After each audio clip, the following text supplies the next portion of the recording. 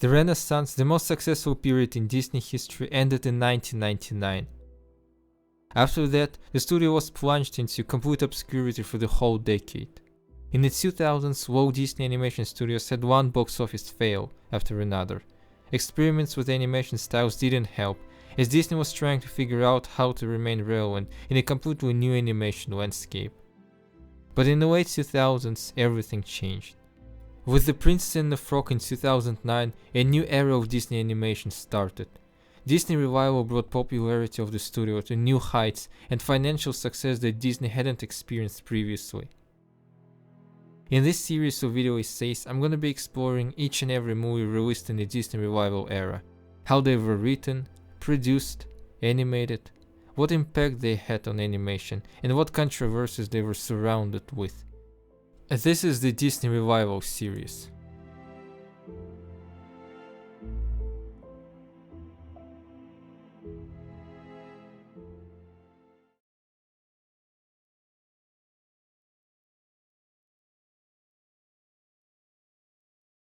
To start, let's get back in time, all the way to the 1980s. Since the golden age started in the 30s, Disney had been the leading animation studio in the world, producing successful and often risky animated films for all ages, inspiring creators from all around the world.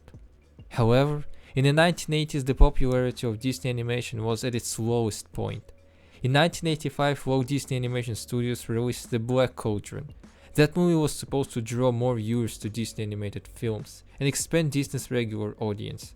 But The Black Cauldron unexpectedly became a devastating financial catastrophe that was so big it almost finished the studio. But just 4 years later, in 1989, The Little Mermaid started the Disney Renaissance. 10 years of financial success and nearly universal acclaim. In these 10 years, some of the greatest animated films ever had been released. However, 10 years of unbelievable success were followed by 10 years of embarrassment. In Japan, traditional animation had been thriving since Osamu Tezuka in the 50s. In the 90s and 2000s, some of the best anime films were released. Spirited Away has even been awarded an Oscar in 2003 for the best animated film. But in the US, the popularity of traditional animation on the big screen was on a steady decline. Hand-drawn animation practically got replaced by computer animation. In 1995, Pixar's Toy Story started a whole new era. In the early 2000s, Pixar replaced Disney as the dominant animation studio in the world. People had interest in this new fascinating computer animation, which was a novelty in the 2000s. DreamWorks followed the suit and switched from traditional animation to 3D. For Disney, however, this transition was much harder. Disney was still producing expensive traditional animation in the 2000s, but almost all their attempts failed. Emperor's New Groove, Atlantis, Treasure Planet, all three movies became cult classics, but bombed hard at the box office. Only Lilo and Stitch was somewhat successful, but still it was a far cry from what Disney achieved in the 90s. Pixar's movies, on the other hand, were thriving, just like the first Shrek released by DreamWorks in 2001. Disney bosses were convinced that hand-drawn animation is not profitable anymore and announced that 2004's Home on the Range would be the very last traditional animated Disney film. Traditional animation units were dissolved in 2003, and in 2005 legendary pair of directors Ron Clements and John Musker, who directed The Little Mermaid, Aladdin and Hercules, had to leave the company. But in May 2006, Disney acquired Pixar Animation Studio. John Lasseter and Ed Catmull became supervisors of Walt Disney Animation Studios. It was Lasseter who reversed the decision to stop producing traditional animation. Lasseter felt that traditional animation was the heart of Disney, and giving it up would be a huge mistake. He even convinced Disney to bring Clements and Musker back to make any movie they want. Both Disney and Pixar were developing a movie based on the old German fairy tale called The Frog Prince, the most well-known version of which belongs to the Grimm brothers.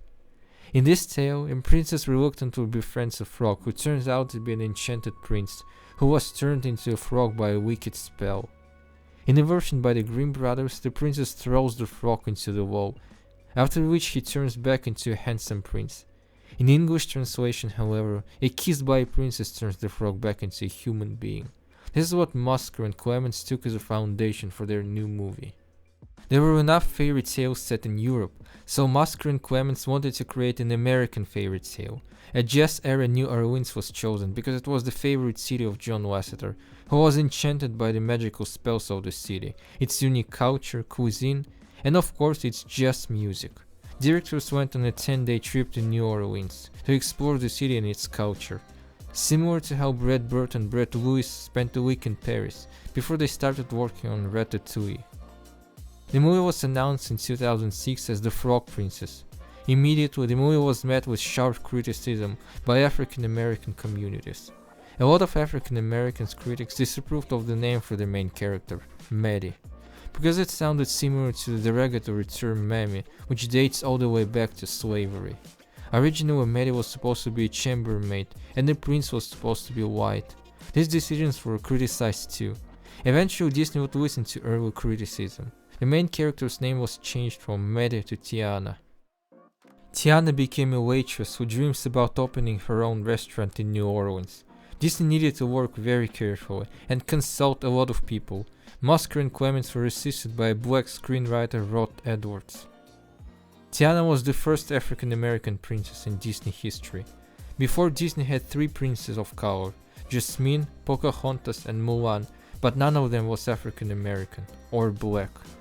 The prince named Naveen also became black and of African origin, instead of European like it was originally supposed to be. These weren't the only production issues that the movie had to encounter. In 2005, devastating Hurricane Katrina struck New Orleans. A lot of people got expelled and most of them were African Americans. This catastrophe exposed systemic racism hidden deep in the city. The New Orleans setting was questioned from an ethical standpoint.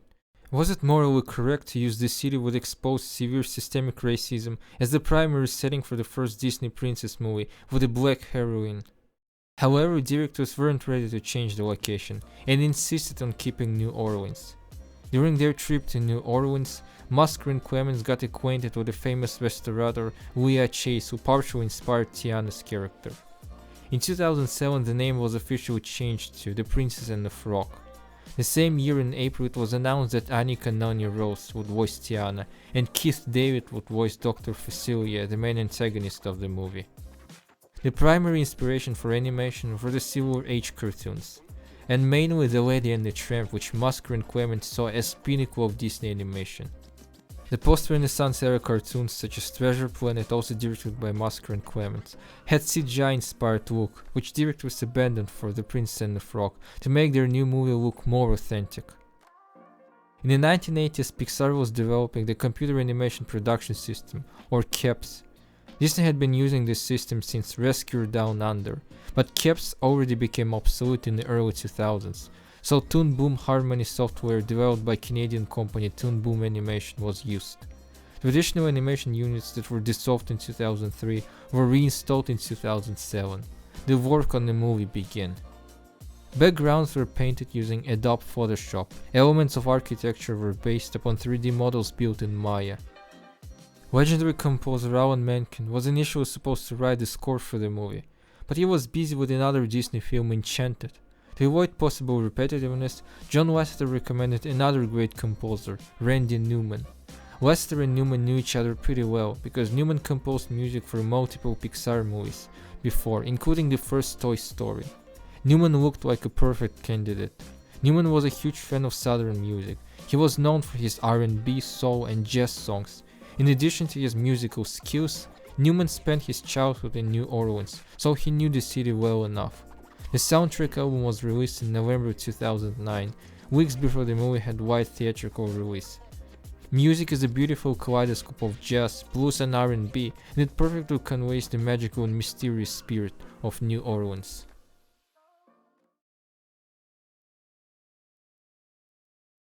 The movie was released on December 11, 2009. Originally it was supposed to be out on Christmas Day, but that date was already taken by the second Alvin and the Chipmunks movie. Right now it might sound bizarre, ridiculous, but the first Alvin and the Chipmunks was an unexpected box office hit, so Disney wanted to avoid the competition. The Prince and the Frog earned $24 million in its opening domestic weekend. Eventually, the film grossed only 104 million in the US and Canada, and disappointing 271 million worldwide. The movie cost around 100 million. For comparison, the second Alvin and the Chipmunks grossed 443 million. Disney hoped that The Prince and the Frog would become their breakthrough like The Little Mermaid 20 years earlier. Disney attempted to bring back Renaissance magic through story, characters, and music. The Prince and the Frog was Disney's first Broadway-style musical in 11 years, since Mulan in 1998. However, the expectations were not met. Even though the movie didn't have a universal critical acclaim, its reception was pretty warm nonetheless. It had 85% on Rotten Tomatoes, which is comparable to Mulan. Entertainment Weekly gave the movie a score.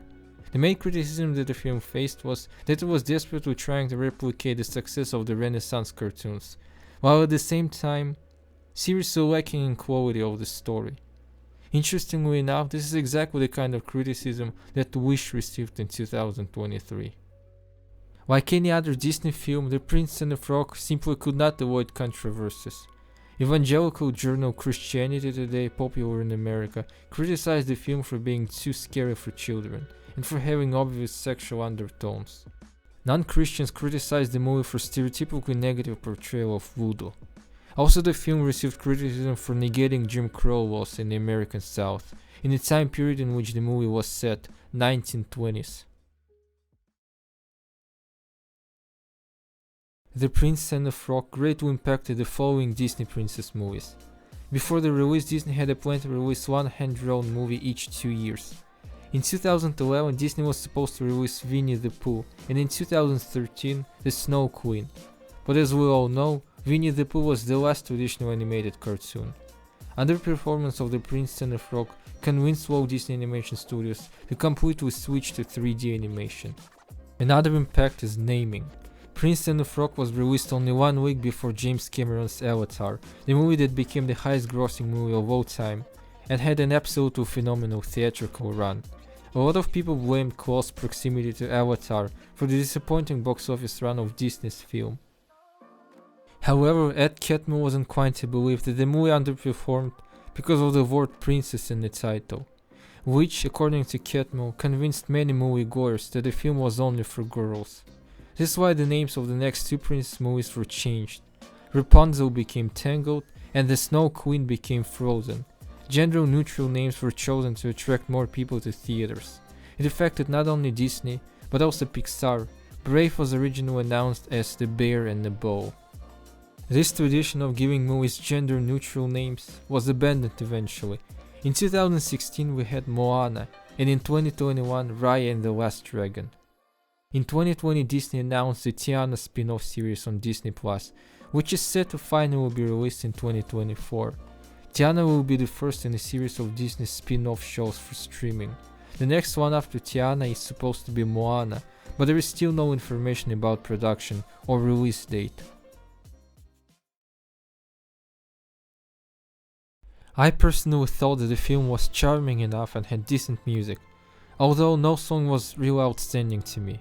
Prince and the Frog really tried hard to be a classical Disney musical, a classical Disney film like The Little Mermaid, or like Aladdin, but still something was desperately missing, some important element that made Renaissance so special. The animation is good enough, and it's honestly quite sad that Walt Disney Animation Studios decided to abandon traditional animation and switch completely to 3D. However stylized their computer animation is, it is still not the same and didn't have the same charming feeling of traditional animation. Overall, The Prince and the Frog is definitely one of the weakest films of the Disney revival era. Thanks for staying with me today. Next time we will be talking about Tangled. In the meantime, you can watch my documentary on Walt Disney Animation Studios history.